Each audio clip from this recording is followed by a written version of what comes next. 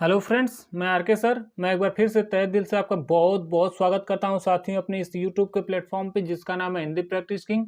तो आइए दोस्तों, ज़्यादा देर ना करते हुए हम लोग जो बीपीएससी टीआरई 4.0 से रिलेटेड और यूपी में जो टीचर भर्ती आई है, शिक्षक भर्ती, TGT, PGT, LT grade, GIC, प्रवक्ता, नेट जेआरएफ, सहायक आचार्य से रिलेटेड पूरे हिंदुस्तान में आने वाले जितने भी एग्जाम्स हैं जिसके अंतर्गत हिंदी साहित्य के प्रश्न आते हैं या हिंदी व्याकरण से रिलेटेड, उन सारे प्रश्नों को हम लोग सॉल्व कर रहे हैं। तो हम लोग हिंदी साहित्य के अंतर्गत आदिकाल देख चुके हैं, हिंदी साहित्य का इतिहास देख चुके हैं। हम लोग भक्ति काल में 4 भाग में है, उसमें हम लोग जो है संत काव्य धारा को या फिर ज्ञानाश्रयी शाखा को देख चुके हैं। हम लोग इस समय प्रेमाश्रयी काव्य धारा या फिर इसी को सूफी काव्य धारा कहते हैं, इसके प्रश्नों को हम लोग सॉल्व कर रहे हैं। तो आज दूसरा सेशन है। बताइए इस प्रश्न का सही जवाब क्या होगा।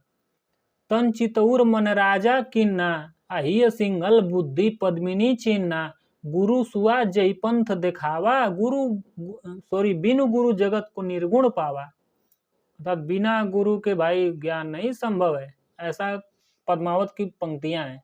किसकी पंक्तियां हैं? पद्मावत की। इसमें कहा क्या गया है बताइए, इसका मूल वाक्य क्या है? इसमें विरह का अतिरंजित पूर्ण वर्णन किया गया है, या फिर लौकिक प्रेम के द्वारा अलौकिक का ज्ञान किया गया है, या फिर नारी के विषय के बारे में इसमें अवधारणा दी गई है, या फिर इसमें धार्मिक बातें बताई गई है। यहाँ पे आप लोग देख सकते हैं निर्गुण दिया है। क्या दिया है? निर्गुण। अब निर्गुण भाई है तो क्या हो जाएगा? ईश्वर के निराकार रूप के बात की गई है, और ईश्वर के निराकार रूप भाई किसमें होता है? अलौकिक होता है।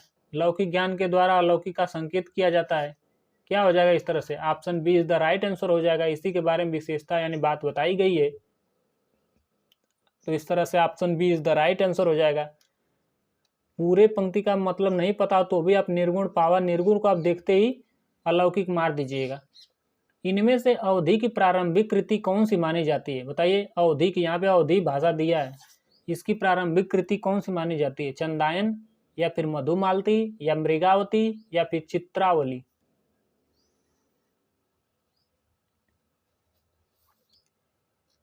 इसका सही जवाब हो जाएगा option A, Chandayan is the right answer. क्या हो जाएगा? चंदायन। चंदायन किनकी रचना है? यह मुल्ला दाऊद की रचना है। किनकी? चंदा किनको मिल गई?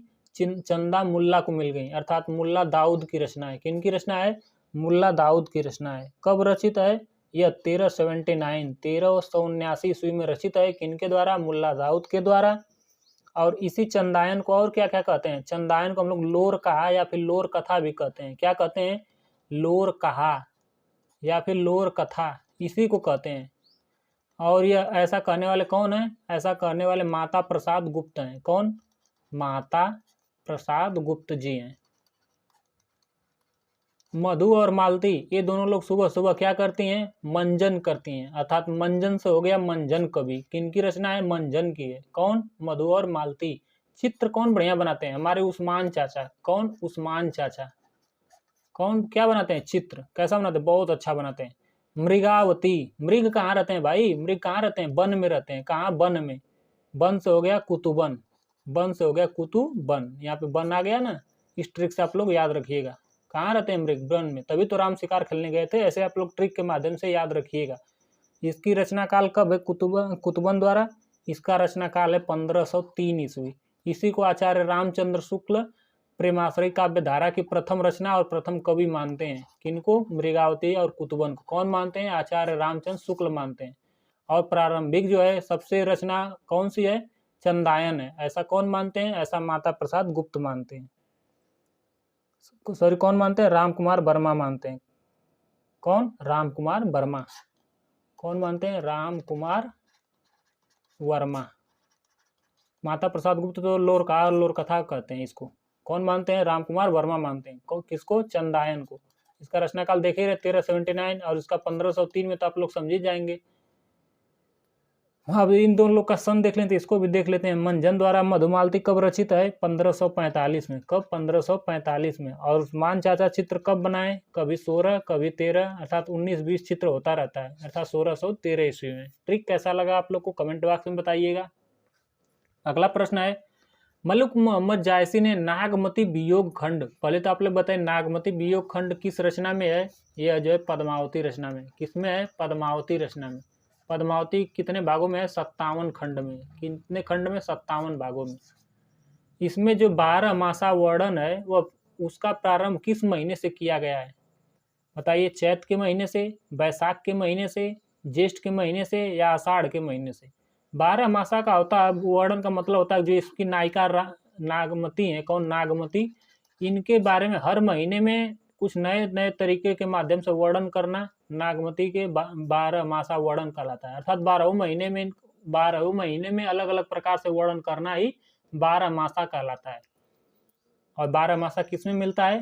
पद्मावती में मिलता है। किसमें? पद्मावती में। इसके रचनाकार कौन है? मलिक मोहम्मद जायसी जी हैं। इन्होंने कब से माने हैं 12 मासा की शुरुआत? आषाढ़ महीने से माने हैं। किस महीने से? आषाढ़ महीने से। याद रखिएगा, मोस्ट इंपॉर्टेंट प्रश्न है। किस महीने से मानते हैं? आषाढ़ महीने से मानते हैं। और इसमें नागमती वियोग खंड में है किसके बारे में? जो राजा रत्नसेन और फिर रानी कौन? नागमती के बारे में। यह तो नायिका है यानी कि रानी है, और राजा कौन है? राजा है रत्नसेन। रत्नसेन, इनके बारे में क्या है?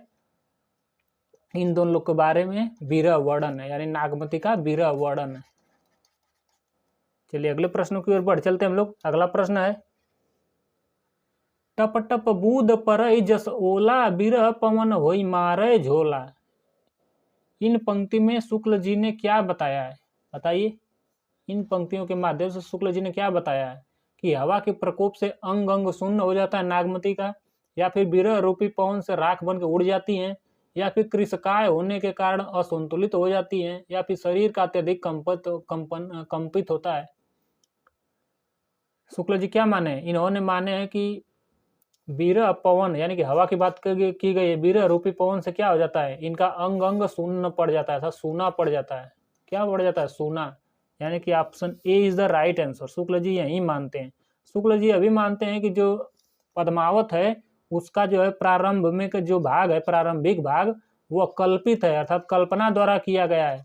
और जो उसका अंतिम भाग है, जो उत्तरार्ध भाग है, उत्तरार्ध भाग, वह क्या है? वह ऐतिहासिक है। उसको क्या मानते हैं? ऐतिहासिक मानते हैं। कौन? आचार्य रामचंद्र शुक्ल ऐसा मानते हैं। किसके बारे में? पद्मावत के बारे में। पद्मावत के बारे में कौन मानते हैं? शुक्ल जी ऐसा मानते हैं। याद रखिएगा, अच्छा प्रश्न है। अगला प्रश्न है, जे पंखी के नियर हुई कहे बिरह के बात, असोई पंखी जरी जरी तरी हुई निपात। यह शुक्ल जी इस पंक्ति के माध्यम से क्या कहना चाहते हैं? कि प्रकृति का इसमें सुरम्य चित्रण किया गया है, या फिर मन की ऊहात्मकता मतलब मन का इसमें मनोभाव दिखाया गया है, अर्थात विरह ताप, या फिर विरह ताप का विशद व्यंजना किया गया है, या फिर अलंकार की उत्कृष्ट उदाहरण दिया गया है। यह पंक्ति में कहा क्या गया है? इस पंक्ति में कहा गया है कि जो नागमती रहती हैं, पक्षी को अपना विरह वेदना सुनाती हैं। यहाँ पे दिया है ना, पक्षी को अपना जो है विरह वेदना यानी बात बताती हैं कि जाओ मेरे प्रियतम तक यह बात पहुँचाओ। लेकिन वह क्या करता है? वह जंगल में आग लग जाता है और क्या हो जाता है? वह जल जाता है। क्या हो जाता है? जल जाता है। इस तरह से पहले तो खुश होते हैं कि यह पंछी सुनाएगा मेरी बात, मेरे प्रियतम से बात बताएगा, लेकिन वह क्या? जल जाता है। सोचिए कि उसके मन में क्या बीती गई होगी। यानी कि मन की क्या है? वो आत्मकता को दिखाया गया है। Option B is the right answer, यानी शुक्ल जी यही मानते हैं। अगला प्रश्न है, पीयू सौ कहे संदेशड़ा, हे भवरे हे काग, असोधनि बिरहे जरी मोई, तेही कधुआ लम्हे लाग। यानी कि इस पंक्ति के माध्यम से यह बताते हैं कि जिस तरह से भौरा और कौवा दोनों लोग काले क्यों हो गए हैं, जिस तरह से नागमती अपने बिरह में जो है तड़प रही हैं, या फिर बिरह के धुएं में जो है दम उनका घुट रहा है, उसी बिरह के धुएं से ही भौरा यानी काला हो जाता है, और कौवा दोनों लोग क्या हो जाते हैं? काला हो जाते हैं, उसी धुआं के आग से। ऐसा कौन कहते हैं? ऐसा नागमती सोचती हैं। इनके इस पंक्ति के माध्यम से शुक्ल जी क्या बताना चाहते हैं? यह अलंकार का प्रभाव है इसमें, या फिर रंग समान के कारण संभव है, या फिर मन की आवेग दशा के बारे में बताया गया है, या फिर छंद के लिए प्रयोग किया गया है। तो क्या हो जाएगा? शुक्ल जी क्या बताते हैं? मन की भाई दशा बताते हैं। मन की दशा के बारे में, नागमती के मन की जो दशा उसी के बारे में बताते हैं। जिस तरह से भौरा और काला, जिस तरह से जिस अग्नि में नागमती जलती हैं, बिरह की अग्नि में, उसी बिरह की अग्नि का जो धुआं है वह भौरा और कौवा के ऊपर पड़ गया, इसीलिए लोग काले हो चुके हैं। ऐसा कौन? आचार्य रामचंद्र शुक्ल बताते हैं। मन अति भयो हुलास, अभिगसी जनु कोक किरण रवि अरु अधर तीन सदर बिंब फलजान कीर छवि। वाह वाह वाह। उक्त काव्यांश में क्या उल्लेख किया गया है, किनके बारे में उल्लेख किया गया है, यह पूछा गया है, किनके बारे में उल्लेख किया गया है। यहाँ पे हम लोग देखते हैं कि दिया है कि मन अति भयो हुलास, अर्थात मन क्या हो गया, अति प्रसन्न हो गया। वो हुलास का मतलब प्रसन्न होता है, याद रखिएगा क्या होता है, प्रसन्न। किनकी, पद्मावती, जो पद्मावती होती है उनके मन क्या हो गया, बहुत प्रसन्न हो गया। अब विगसी जनु कोक किरण रवि, ऐसा लगता है कि सूर्य की प्रथम किरण से जिस तरह कमल जो है खिल जाता है, उसी तरह पद्मावती का मन क्या हो गया, उल्लास हो गया, मतलब खिला हुआ है। और उनके जो मुस्कान है, यानी उनके अधर, यानी कि यहाँ पे होठ दिया, अधर का मतलब होठ, उनके जो सुबह जो है जब वो हंसती हैं तो उनका ओठ इतना जो है लालायित, इतना प्रतिबिंबित दिखता है, इतना लाल रहता है कि जो सुग्गा रहता है, सुग्गा वह जाता है तो देखता है कि यह जो लाल लाल होठ है, यह तो ऐसा लग रहा है कि अनार के दाने हैं। अनार के दाने कैसे होते हैं, लाल लाल। बिंब फल जानी, ऐसा लगता है, मानते हैं वह सुग्गा की यही फल है, यही अनार का दाना है। यानी उनके होठ के बारे में, उनके सौंदर्यता के बारे में क्या किया गया, वर्णन किया गया है। इनकी सौंदर्यता के बारे में, क्या पद्मावती की माता की, या फिर पद्मावती के पिता की, नहीं, या फिर पद्मावती की सहेली की, नहीं, पद्मावती के बारे में वर्णन किया गया है। किनके बारे में, पद्मावती के बारे में ऐसा वर्णन किया गया है। अगला प्रश्न है, पद्मावत किस भाषा से लिया गया है, बताइए। जो पद्मावत जो रचना है वो किस भाषा में है, किस भाषा में लिखा गया है, बताइए। खड़ी बोली हिंदी में, या अवधी में, या राजस्थानी में, या ब्रज भाषा में।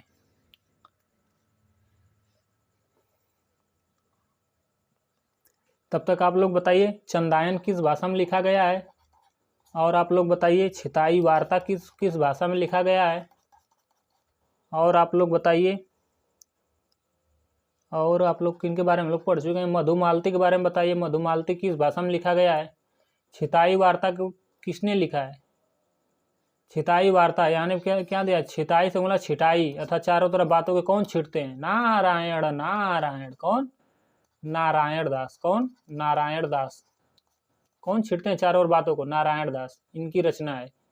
और किस भाषा में है, यह जो है राजस्थानी और ब्रज में है, राजस्थानी प्लस ब्रज में। यानी कि ऐसा नहीं कह सकते हैं कि सूफी जो है, सूफी काव्य है, इसमें पूरा जो है अवधी भाषा में लिखा गया है, नहीं, पद्मावत लिखा गया है और रामचरितमानस तुलसी लिखा गया है, यह सब अवधी भाषा में है। मतलब 90% जो है सारी रचनाएं अवधी भाषा में है, लेकिन कुछ रचनाएं जैसे कि ये हो गया छिताई वार्ता, किसमें है, राजस्थानी में ब्रज मिला के रचित है। इस तरह से ऐसा नहीं कर सकते हैं कि पूरा सूफी काव्य अवधी पर ही है, ऐसा नहीं कर सकते हैं। हाँ, चंदायन जरूर अवधी पर है, ये अभी अवधी में रचित है, और मधुमालती भी अवधी में रचित है, ऐसा कह सकते हैं। मतलब अधिकाधिक तो इसी भाषा में, लेकिन ऐसा नहीं कर सकते 100% एक्यूरेसी के साथ कि नहीं इसी भाषा में, ऐसा नहीं कर सकते हैं। तो इस तरह से पद्मावत किस भाषा में है, अवधी भाषा में है, याद रखिएगा, इंपॉर्टेंट प्रश्न है। ज्ञानदीप नामक प्रेमाख्यानक काव्य की नायिका कौन है। पहले तो आप लोग बताइए ज्ञानदीप रचना किसकी है। आप लोग को ज्ञान कैसा चाहिए भाई, नया ज्ञान चाहिए या पुराना ज्ञान, हमसे तो कुछ नया ही सीखने के लिए आए हैं, अर्थात ज्ञान कैसा चाहिए, नया ज्ञान। नया से हो गया शेख नवी, किसकी रचना है, शेख नवी की, नवी से हो गया नया, यानी कैसे ज्ञान चाहिए आप लोग को, नया नया ज्ञान चाहिए, अर्थात शेख नवी की रचना है। किसकी रचना है, शेख नवी की रचना है, याद रखिएगा, मोस्ट इंपॉर्टेंट प्रश्न है। और इसमें नायिका कौन है, कामवती है, या उर्मिला, या देवयानी, या मुग्धा। तो इसमें नायिका कौन है, इसमें नायिका है देवयानी।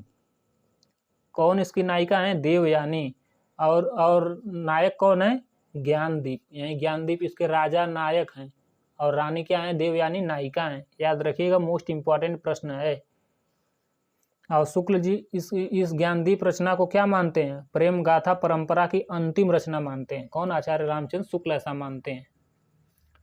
निम्नलिखित में से मलिक मोहम्मद जायसी के द्वारा जो पद्मावत है उसमें कौन सा छंद है, बहुत बहुत मोस्ट इंपॉर्टेंट है, इसको सुपर मोस्ट आप लोग लगाइएगा, बिल्कुल मोस्ट इंपॉर्टेंट ये प्रश्न है कि पद्मावत में कौन सा छंद प्रयुक्त किया गया है।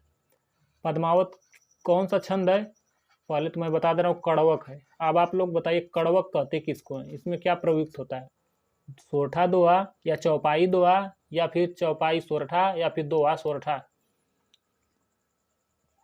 कड़वक कहते किसको हैं, 4, 5 या 7 पहले पंक्तियां रहती हैं किसकी, चौपाई की, किसकी, चौपाई की।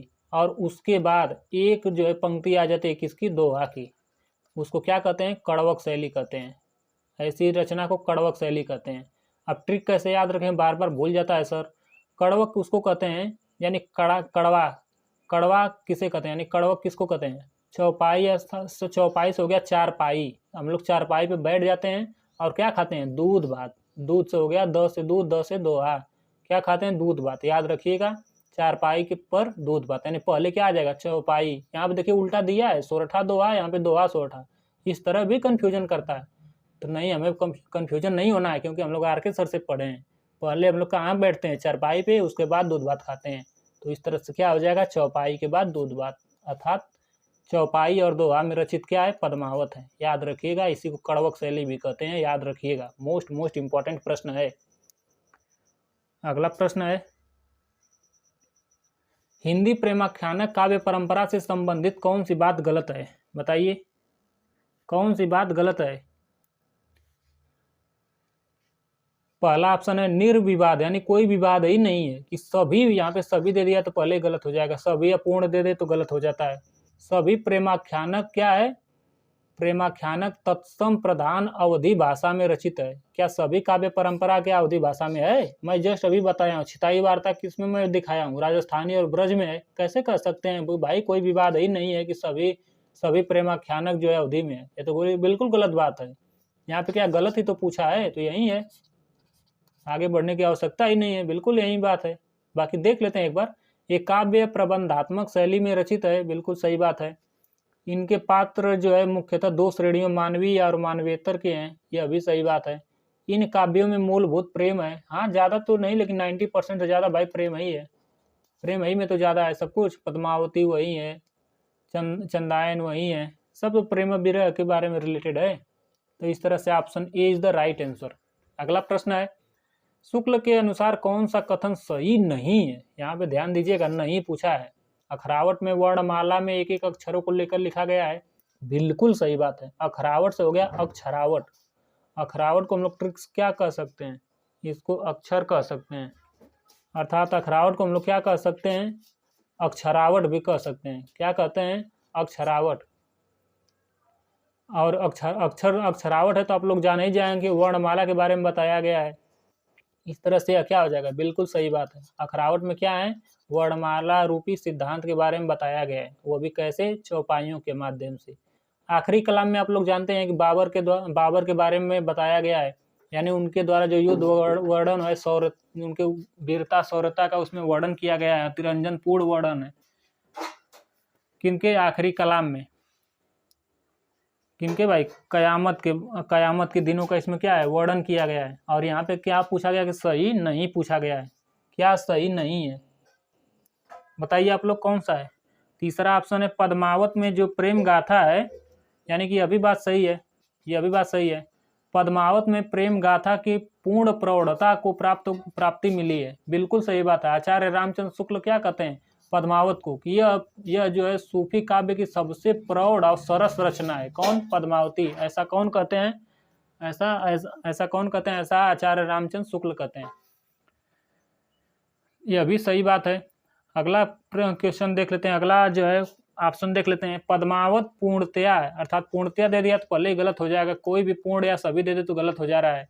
पूर्णतया ऐतिहासिक तथ्यों पर आधारित है, ऐसा नहीं कहना चाहिए। इन्होंने क्या कहें आचार्य रामचंद्र शुक्ल पद्मावत के बारे में, इन्होंने कहें कि इसका जो पूर्वार्ध है, अर्थात जो शुरुआती है, वह क्या है, वह कल्पित है, अर्थात कल्पना के माध्यम है। और जो इसका अंतिम है वह क्या है, वह ऐतिहासिक है। अंतिम भाग इसका जो है वह क्या है, ऐतिहासिक पूर्ण है। तो इस तरह से यह गलत बात है, इन्होंने पूर्णतया कह दिया इसीलिए गलत हो गया है। अगर ऐसा कहते कि पद्मावत का पूर्वार्ध कल्पित है तब सही रहता है, तो क्या हो जाएगा, यही हो जाएगा। अर्थात यहाँ पे नहीं दिया है तो नहीं के लिए ऑप्शन डी हो जाएगा। क्या हो जाएगा, option D is the right answer.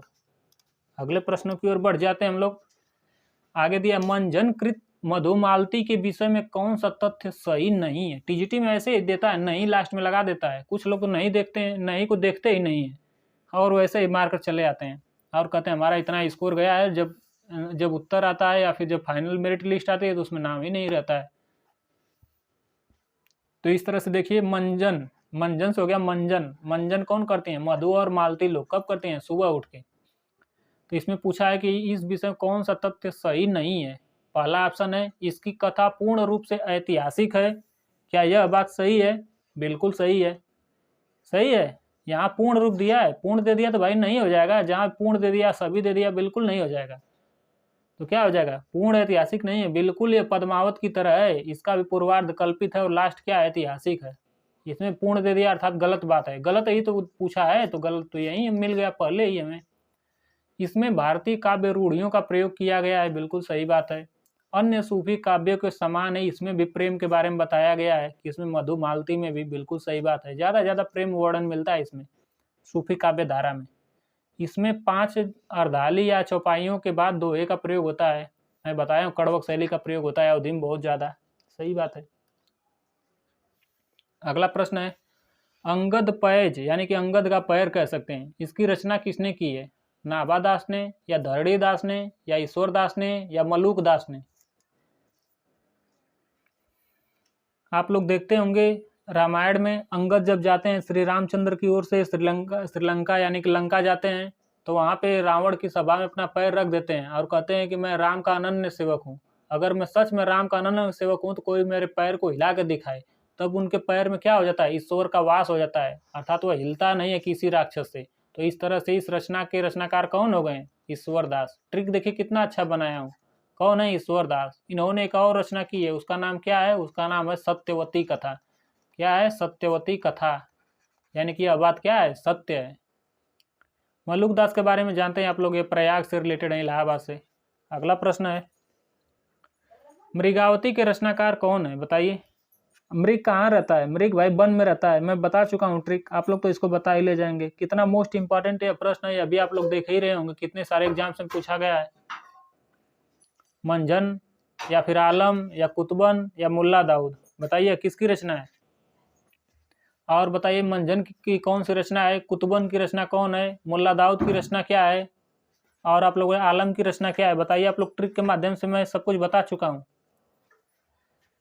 मंजन कौन करती हैं? मधु और मालती लोग क्या करती हैं? सुबह उठ के मंजन करती हैं, अर्थात मधु मालती इनकी रचना है। किनकी? मृगावती की मंजन की रचना। मृगावती के रचनाकार कौन है भाई? मृग कहाँ रहते हैं? कहाँ रहते हैं? वन में रहते हैं। कहाँ रहते हैं? वन में रहते हैं। याद करिएगा आप लोग, ट्रिक है, वन में रहते हैं। कौन? मृग लोग। अर्थात मृगावती के रचनाकार कौन है? कुतुबन है। आचार्य रामचंद्र शुक्ल इन्हें ही प्रथम कवि मानते हैं। आलम जो है यानी कि यह रीतिकाल से रिलेटेड है। पहली बात तो यह है कि यह रीतिकाल के कवि हैं। और इनकी रचना कौन है? एक तो आलम केली है, आलम केली। और दूसरी इनकी रचना कौन है? दूसरी रचना है इनकी माधवानल काम कंदला। माधवानल काम कंदला इनकी दूसरी रचना है। मुल्ला दाऊद, मुल्ला को भाई कौन मिल गई? चंदा मिल गई। कौन मिल गई? चंदा। अच्छी बात है कि नहीं? यानी कि चंदायन इनकी रचना है। ट्रिक के माध्यम से सब कुछ याद हो जाएगा, आपको याद करने कोई आवश्यकता ही नहीं पड़ेगी। अगला प्रश्न है सन 927 आहा कथा आरंभ बैन कवि कहा। इसमें 927 का जो ईस्वी सन क्या होगा? बताइए। इसका जो है क्या होगा? 927 का ईस्वी सन बताइए आप लोग। यानी कि 927 किस में दिया है? हिजरी संवत में दिया है। किस संवत में दिया है? हिजरी संवत में दिया है। किस संवत में? हिजरी संवत में। इसको बनाना है हम लोग को ईस्वी संवत। किसमें बनाना है? ईस्वी में बनाना है। इसका सही जवाब क्या हो जाएगा? 95% लोग 1540 लगा देंगे। अर्थात यह जो पद्मावत के बारे में बताया गया, पद्मावत का, किसके बारे में? पद्मावत के बारे में। पद्मावत कब है? 1540 में। यह सर्वमान्य मत है, अर्थात ज़्यादा से ज़्यादा कवि लोग के बारे में, मतलब उन लोग ने इसको माने हैं कि यही इसका सर्वमान्य मत है। लेकिन अगर हिजरी के अनुसार देखा जाए तो 1520 हो जाएगा। इसका सही जवाब क्या हो जाएगा? 1520 लगभग होगा। इस तरह से option D is the right answer हो जाएगा। याद रखिएगा, मोस्ट इंपॉर्टेंट प्रश्न है। पद्मावत में उल्लिखित राजा रतन सेन कहाँ के राजा हुआ करते थे? बताइए। चित्तौड़गढ़ के, या बीकानेर के, या कुंभलगढ़ के, या रणथंभौर के? बताइए कहाँ के राजा हुआ करते थे रतन सेन। और रानी कौन थी? नागमती। आप लोग अब तो बता ही ले जाएंगे कहाँ के राजा हुआ करते थे। यह चित्तौड़गढ़ के राजा हुआ करते थे। Option A is the right answer. अगला प्रश्न है, रचना काल के अनुसार निम्नलिखित कवियों का सही अनुक्रम बताइए कि कौन सी रचना सबसे पहले हुई। आचार्य रामचंद्र शुक्ल किसे मानते हैं? आचार्य रामचंद्र शुक्ल कुतुबन को मानते हैं। किनको? कुतुबन कृत मृगावती। कुतुबन कृत मृगावती। वन में कौन रहते हैं? मृग रहते हैं, अर्थात मृगावती को यह प्रथम जो है सूफी काव्य धारा की रचना मानते हैं और कुतुबन को प्रथम कवि मानते हैं।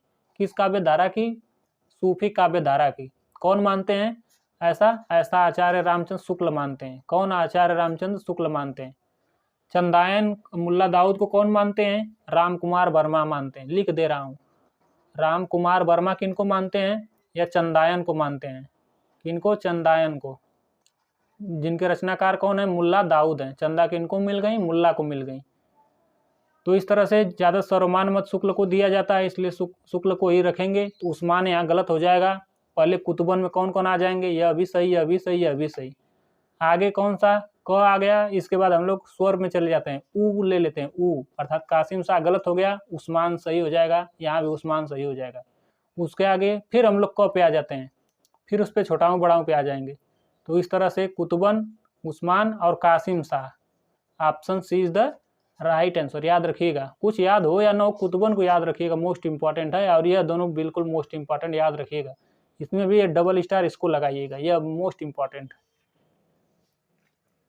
अगला प्रश्न है, मुल्ला दाऊद की भाषा क्या है? बताइए। मुल्ला दाऊद, मुल्ला को कौन मिल गई? चंदा मिल गई, अर्थात चंदायन। इनकी रचना कौन है? चंदायन है। और बताइए, मुल्ला कौन मिली? चंदा मिली।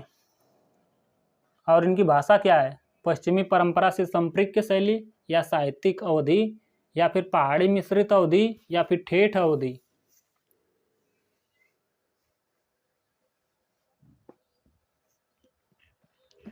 इसका सही जवाब हो जाएगा ठेठ अवधि। कौन सा? ठेठ अवधि is the right answer. Chandayan कब रची गई? 1379 में। मैं बता चुका हूं कई बार, याद रखिएगा, इंपॉर्टेंट प्रश्न है। अगला प्रश्न है, रचना काल की दृष्टि से कौन सा ग्रंथ सही है? बताइए। सही अनुक्रम बताना है, यानी कि क्रम वाइज रखना है। सबसे पहले रचना किसकी हुई? बताइए। शुक्ल जी सबसे पहले किसको मानते हैं? शुक्ल जी कुतुबन को। किनको? कुतुबन को। अब कुतुबन की रचना कौन सी है? मृगावती। वन में कौन रहता है भाई? मृग रहते हैं, यानी कि मृगावती। अनुराग बांसुरी बिल्कुल गलत, ज्ञानदीप बिल्कुल गलत, इंद्रावती बिल्कुल गलत, मृगावती यहाँ पे दिया है, आगे कुछ देखने की आवश्यकता ही नहीं है। एक तो याद करिए, सारे को कर ले जाइए। Option C is the right answer हो जाएगा। अगला प्रश्न है, सूफी साधना के 4 पड़ावों में इनमें कौन सा नहीं है? बताइए। जो सूफी साधना है इन्हीं 4 से होकर गुजरता है। कौन कौन? इसका ट्रिक मैं बता दे रहा हूँ। शरीयत, यानी कि यष्टि है। यष्टि किसकी है भाई? तुम्हारी या मेरी? मेरी है। किसकी है? मेरी। यश से हो गया कौन था? शरीयत, नाम सुने होंगे, शरीयत। टी से हो गया तरीकत। क्या हो गया? तरीकत। है से हो गया हकीकत। क्या हो जाएगा? हकीकत। और मेरी से हो जाएगा मारिफत। क्या हो जाएगा? मारिफत। मारिफत जो अंतिम अवस्था है, शरीयत प्रारंभिक है। इसमें क्या? इसमें धर्मों को नहीं माना जाता है। धर्मों क्या है? नहीं माना जाता है। और तरीकत में क्या होता है? तरीकत में इसमें हृदय की शुद्धता, यानी कि हृदय में कैसे सकारात्मक भाव बने रहे इसके बारे में बताया जाता है। हृदय की शुद्धता मैं लिख दे रहा हूँ, हृदय की शुद्धता के बारे में इसमें बताया जाता है। हकीकत में क्या होता है? हकीकत में इसमें जो है उपासना से रिलेटेड बातें होती हैं, उपासना कैसे भगवान की जाए। और मारिफत में भाई अंतिम अवस्था क्या होता है? आत्मा से परमात्मा को मिलाना, यानी कि आत्मा परमात्मा का मिलन होता है लास्ट में। आत्मा परमात्मा का मिलन। सबकी भाई सिद्धावस्था या फिर लास्ट अवस्था तो यही होती है कि मरने के बाद सब लोग कहाँ जाए? स्वर्ग जाए।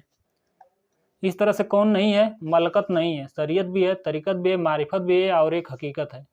क्या हो जाएगा? मलकत नहीं है, यहाँ पे नहीं पूछा है। तो कौन सा हो जाएगा? Option C is the right answer हो जाएगा। अगला प्रश्न है, सूफी कवि नूर मोहम्मद की रचना का नाम क्या है? बताइए। मधुमालती, या अनुराग बांसुरी, या चंद्रावती, या इंद्रावती।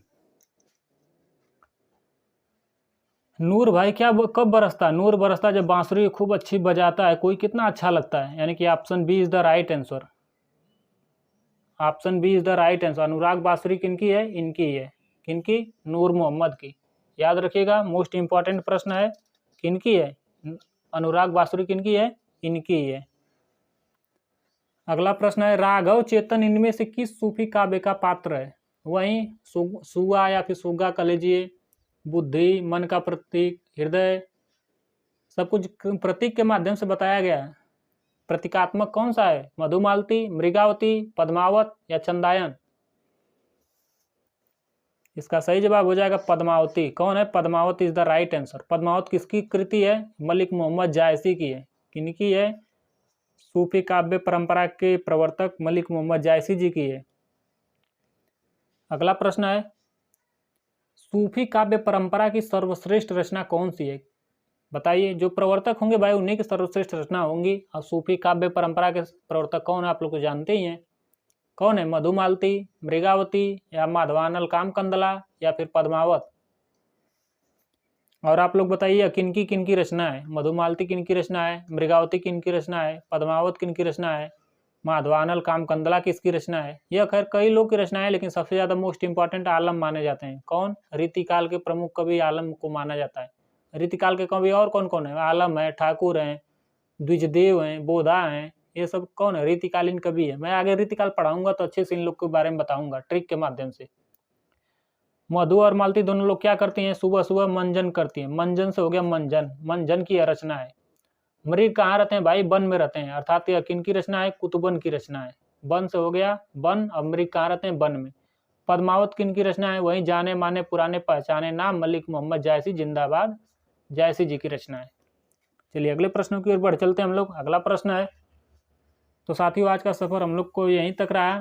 तो कैसा लगा हमारा ट्रिक और पूरा वीडियो आप लोग को कैसा लगा? अगर अच्छा लग रहा हो तो लाइक शेयर एंड सब्सक्राइब करना ना भूलिएगा दोस्तों। तो आज के लिए बस इतना ही। कल फिर मिलते हैं एक नए वीडियो के साथ, नए उमंग, जोश और उत्साह के साथ। धन्यवाद।